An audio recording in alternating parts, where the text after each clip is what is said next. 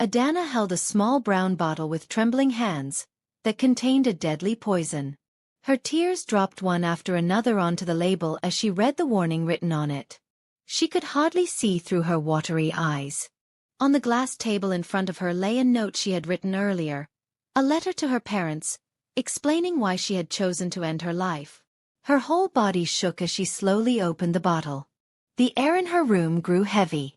She whispered a short prayer and raised the bottle to her lips. Just then the door burst open. "Adanna!" It was Mary, her best friend since childhood. Mary froze when she saw the note, the tears, and the open bottle in Adanna's hand. In one quick move, she ran forward and snatched the bottle away. "Are you mad? Have you lost your mind?" Mary shouted, her own voice shaking. "Why would you even think of killing yourself, Adanna? Why?" At that moment, Adanna broke down completely. She dropped to the floor and wept like a baby. "I'm pregnant, Mary. I'm pregnant," she cried out. "My parents will kill me when they find out." Mary knelt beside her, shocked. "What? Pregnant? How? Who's responsible?" "Emeka, our choir master," Adanna replied, sobbing harder. "I told him I wasn't ready, but he said everything would be fine. Now look at me. When I told him I was pregnant, he denied me. He said I sleep with other men. He called me names. He even asked me to abort the baby." Mary's eyes softened. She hugged her friend tightly as Adanna continued crying in her arms. "Adanna, please," she said gently. "Killing yourself won't solve anything. Life is too precious. Think of your dreams, your future. You can still make it. You can still live." Adanna shook her head weakly. "My parents will never forgive me. They'll throw me out. Everyone in church will mock me. I can't face that shame." "Then face it with courage," Mary said. "Don't let this mistake end your life. Let it be the reason you grow stronger." That night, Adanna decided to tell her parents the truth. The next day was Sunday. Her parents, Mr. and Mrs. Okafor, had just returned from church. The sermon that morning was about forgiveness, and Adanna felt it was the perfect moment to confess. She walked into the living room as they were sitting down, still holding their Bibles. Her heart pounded. "Mama, Papa," she began softly, "there's something I want to tell you." Her parents exchanged a surprised look. It was unusual for Adanna to call them both for a talk. "Go ahead, my daughter," her father said kindly. "What is it?" Adanna took a deep breath. "Please, before I speak, I want you both to forgive me. I know I've disappointed you." Her mother frowned slightly. "Adanna, what have you done? You know we've always trusted you." Then in a trembling voice Adanna said, "I'm pregnant." Silence filled the room. Her father's Bible fell to the floor. "What did you say?" he asked, his voice shaking. "I said I'm pregnant, Papa." Her father jumped to his feet, furious. "Pregnant? You? How? Who is responsible?" "Emeka, the choir master," Adanna whispered. Her mother gasped. "Emeka? From our church? The same Emeka who leads the youth choir." Without another word, Mr. Okafor grabbed his car keys. "Let's go. We'll see this boy right now." Adanna tried to stop them, but they dragged her along. They arrived at Emeka's house minutes later. He was watching television when they barged in.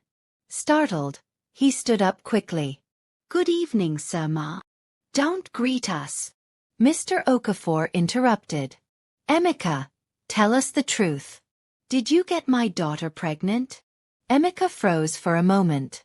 Then, pretending to be shocked, he said, "Sir? Adanna is pregnant? How? I didn't even know. Are you sure? Stop lying." Adanna cried, falling to her knees. "You know the truth. Please tell them the truth." But Emeka only shook his head. "Sir, I swear I've never touched her. I respect her like a sister." Then, to make matters worse, he picked up his Bible, raised it, and said, If I am responsible for Adanna's pregnancy, may no woman ever give birth for me in this life. Amen, shouted Mr. Okafor in anger, not knowing what curse he had just agreed to. Adanna burst into fresh tears as her parents dragged her out of the house. Back home, they demanded again that she tell the truth. When she insisted that Emeka was the father, they refused to believe her. Pack your things and leave this house, her father said coldly. From today we have no daughter. Adanna fell on her knees, begging for mercy, but her parents turned away. They chose their reputation over their child. Late that night, Adanna left home with her bag and heavy heart. She went straight to Mary's house. Mary opened the door and hugged her friend tightly. You're safe here, she said softly. Adanna cried in her arms. They threw me out, Mary. My own parents. Don't worry, Mary replied. You're not alone. I'll take care of you. Mary lived with her widowed mother in a small apartment. Life was hard, but their home was full of love. Mary worked part-time at a nightclub called STP Lounge to support her mother, a fact that made many people, including Adanna's parents, look down on her. But Adanna had always known that Mary was a good person, strong, kind, and loyal. Days turned into weeks. Adanna found a job as a waitress at a bar to survive. She went to school during the day and worked at night. The pregnancy grew heavier, and so did her struggles. Mary often told her, "You're stronger than you think. Don't give up." When Adanna's belly became too big, Mary insisted she stop working. "Rest. I have some savings. We'll be fine," she said. Adanna was deeply touched. "I'll never forget this kindness," she promised. Then one fateful afternoon, after submitting her final exam paper, Adanna's water broke. She was rushed to the hospital. After hours of pain and struggle, she gave birth to a beautiful baby girl. She named her Jessica, meaning God is beautiful. While Adanna was crying tears of joy in the hospital, Emeka was at his wedding reception, dancing with his new wife, Alice. While Adanna struggled in the labor room, screaming in pain, Emeka was at a beautiful wedding hall in the city, laughing and dancing with his new bride, Alice. The hall was full of people. Church members, musicians, and friends.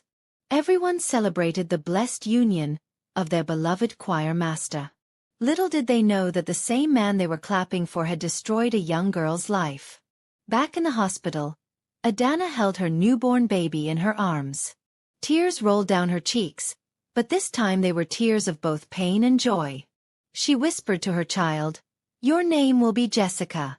Because even after all this suffering, God still made something beautiful out of my shame."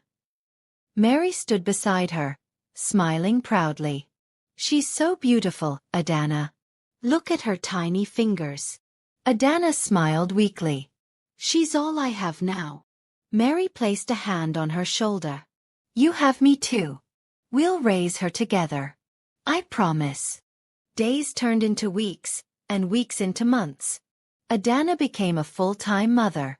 She nursed Jessica with all the love she could give. But the world was not kind. People in her neighborhood whispered behind her back. Some called her the girl who got pregnant without a husband. Others mocked her for being a single mother. But Adanna ignored them. Her focus was her daughter. When Jessica was 6 months old, Adanna went back to school to complete her degree. She worked harder than ever, attending lectures during the day, studying late at night, and taking care of her baby in between. Mary helped her whenever she could. Sometimes she stayed up late rocking Jessica to sleep so Adanna could read. "Don't worry about people," Mary would tell her. "They talk today and forget tomorrow. Just keep moving." When Adanna's parents heard that she had given birth, they didn't visit her. They still believed Emeka's lies and were too ashamed to face the church. But deep down, Mr. and Mrs. Okafor missed their daughter terribly. Every night, Mrs. Okafor cried in secret, remembering her child. Years passed.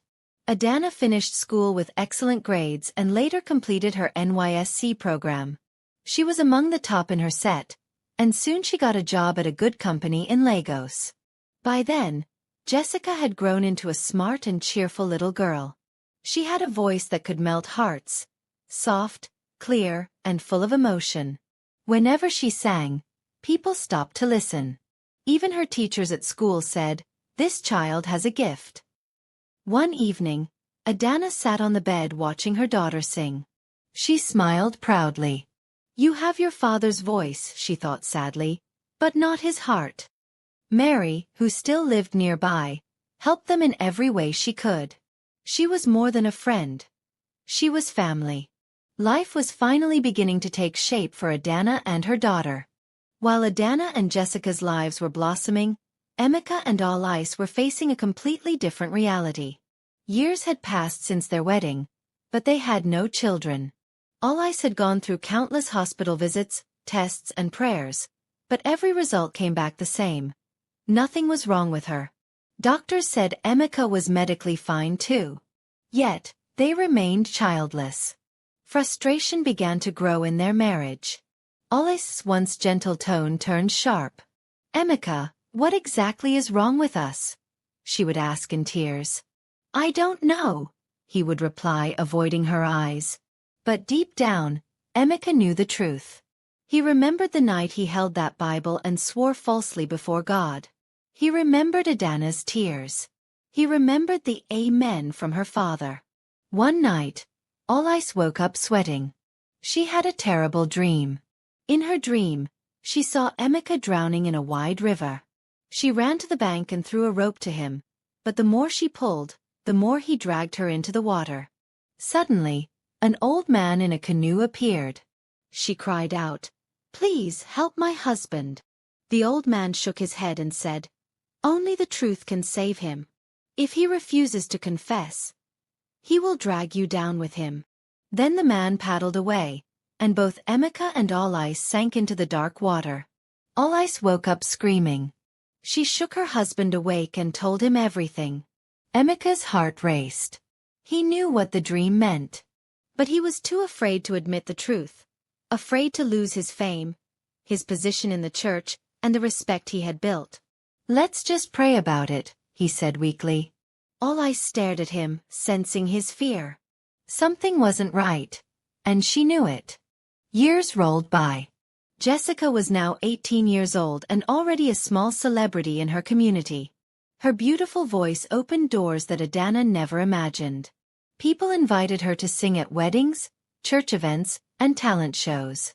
Adanna always sat proudly in the audience, tears in her eyes as she watched her daughter perform.